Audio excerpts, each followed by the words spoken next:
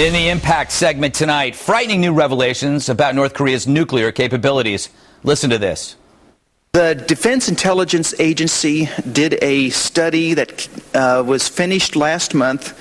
Now, while the contents of the study are classified, the conclusions and certain statements are not classified. And quoting from the unclassified portion, which I believe has not yet been made public, they say, quote, DIA assesses with moderate confidence the North currently has nuclear weapons capable of delivery by ballistic missiles. However, the reliability will be low. With us now, Gordon Chang, author of the book Nuclear Showdown, North Korea Takes on the World. That's an upbeat title. So, Mr. Chang, should we be scared yet? We've been listening to the same story now for a couple of weeks, and it seems to happen every 3 or 4 years like a herpes virus. Is this just bluster from a bozo, or should we be concerned? It is bluster, but it's coming at a particularly bad time because the region is volatile. We've got a lot of new leaders. None of them can back down. You know, you start with Kim Jong-un, the leader of North Korea. He's been in power for less than 16 months. He hasn't consolidated his position. He's been purging all of these officials, including generals who are loyal to his dad. That means the regime is in disarray. And at no time since 1949 has a North Korean leader had a smaller base of support. That means this guy might risk everything. And then, you know, you've got the South Koreans who are just sick and fed up of accepting blow after blow from the North Koreans and not responding, so they're on a hair trigger alert. And the Chinese military, which has gained power because of their power transition, they're supporting the North Koreans. So this is all moving in the wrong direction. So, short answer, yes, we should be really worried. How should the White House respond to this? It always seems to us like we're always on our back foot. You know, we let the spoiled child throw a tantrum.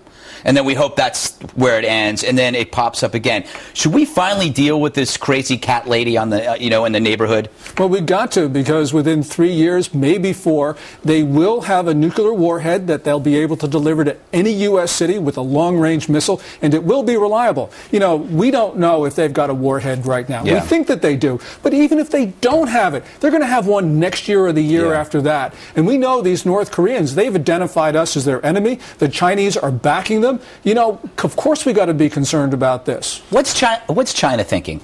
I mean, wouldn't they want us to look to them for help? So they, in fact, so we owe them if they give, do a favor? Yeah, of course. You know, and we go as supplicants to Beijing. You know, we had Treasury Secretary Jack Lew went last month.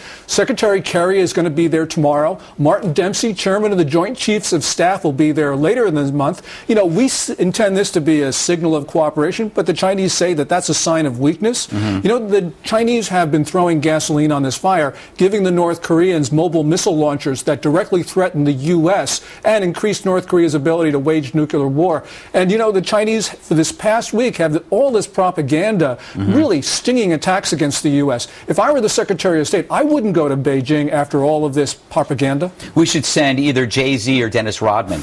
Let me ask you this. The Secretary of State rejected the report's findings.